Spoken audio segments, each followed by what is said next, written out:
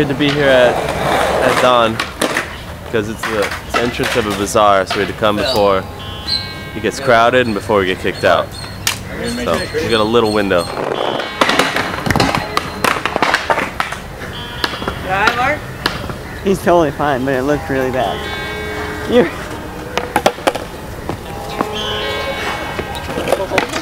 Definitely the gnarliest fall I've ever taken before 8 a.m.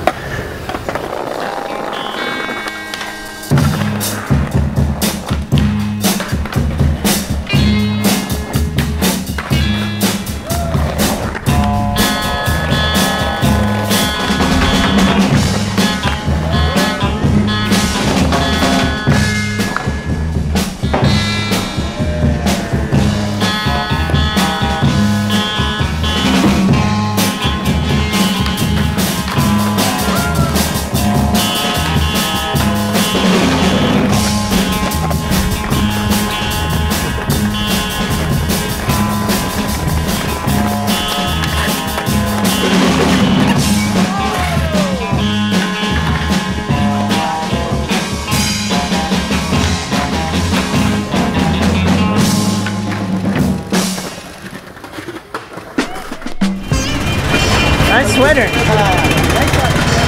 Who wore it better? I think his. It's like carpet. He tried to hold my hand. Did he really? Yeah. Like when I went like this, he was like, he tried to grab it. It's like brotherly love, I suppose. Today we're on a mission to go to a spot where Malto is gonna drop a hammer and we need plywood. And conveniently enough, right next door is a wood shop. That's what you gotta do to skate in India. So our taxi driver, he decided for us that we had to go to that spot first because he was scared he was going to get a fine for having plywood on top of the car, which is the most ludicrous thought ever. I really didn't want to skate that rail for breakfast, but it was like I really didn't have a choice. So we were like, all right, let's just tie the wood to the top, go straight there and set it down and just see what happens. When we get there, the rail was covered with laundry. Like, the rail was covered with just dirty laundry that they'd washed in this, like, really polluted river. So we kind of had to, you know, remove all the laundry, clear out the spot a bit. Man, my sweater shrunk. You know, people here don't see skating, so they kind of trip out a little bit. So when we set the wood up and I started to do flat ground kickflips, all these people started coming from all different places, and it ended up being a row of people on both sides, and I'm skating between them to go at this rail. Oh, I missed my first two today. There's probably like 50 people there. On top of that, Sebo had to catch me when I landed because there's a main road, and since it kind of became like a big circle around this thing, traffic was stopping. So it was like a traffic jam with rows of people. I mean, there's no moment where there's no cars. Kind of first spot of the day, but I gotta try this. I can't go home thinking, oh, I should have tried to grind that rail. I need to get another flight back to India.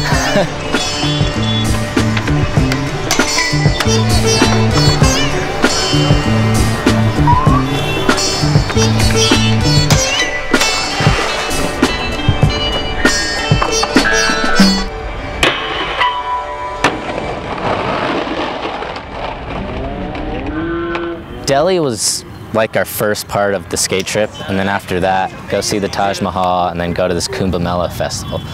So in Agra, we went there for the day, and that's where the Taj Mahal is. So it's like the world's most beautiful building ever. So we decided we should check it out. And, I mean, you see pictures of it, but seeing it in real life, it's like glows on the horizon. You know, it's perfect, and it was nuts. We got a car to drive us from Delhi to Agra, which is like 4 or 5 hours away. Halfway through, we pull over on the side of the road, middle of nowhere, and then Mark's like, hey, anybody see my backpack? We're like, your backpack? No. Apparently he left his backpack at the last piss spot, like an hour up the road, in the middle of nowhere. Backpack had his passport, his camera, everything in it. Got to the hotel, fell asleep, just super bummed. I get a text message from my brother saying, hey, there's a taxi driver in New Delhi, he has your passport and bag. So I called him up, his name was Atun, and he said, yeah, I'll drive it down. I told Atun that our train was leaving for Allahabad at 9 o'clock, And he said, okay, I'll be there at 8. And it's a 3-hour drive, so I was expecting that he would be there a little bit earlier than 8. But when we got to the train station, he wasn't there. And the phone that I had been calling him on was disconnected or something. So when we got there at 8 o'clock, he wasn't picking up, and I was kind of freaking out, like, damn, he's not going to come through with this. It looks like there's hundreds of people on these things jumping on it, so we got to get in there while we can so we can get our seat. It's a little bit crunch time. Yeah, it's 9 minutes till departure.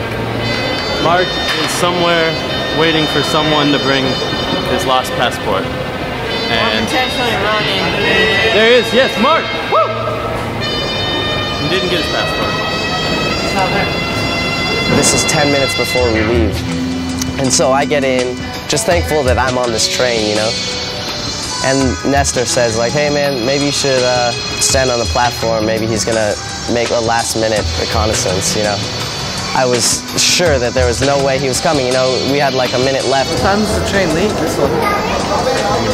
In 4 minutes. The train's gonna be moving out of the station, you're gonna be hanging out the door, and he's gonna come. Everybody had said, come on man, just wait out there on the platform. It's gonna be like a movie ending. It's gonna be one of those stupid-ass Hollywood films. And that's exactly how it happened. He came 2 minutes before, at 9:38 or something like that. Thank you so much. Thank you. I can't believe you did it. Oh my god. 1 minute! What happened? Why were you so late? Traffic, too much traffic. You tell that your train is 9 o'clock, but I said, okay, no problem, maybe God is with us, the train is late, but the train is at 9:40.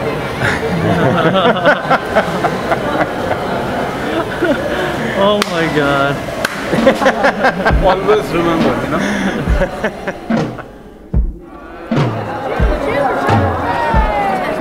Today we woke up at 4 a.m. because it's one of the main bathing days for the big Kumbh Mela festival, and this is the biggest one that happens only once every 144 years, and probably the biggest gathering of people in one place in the history of the world.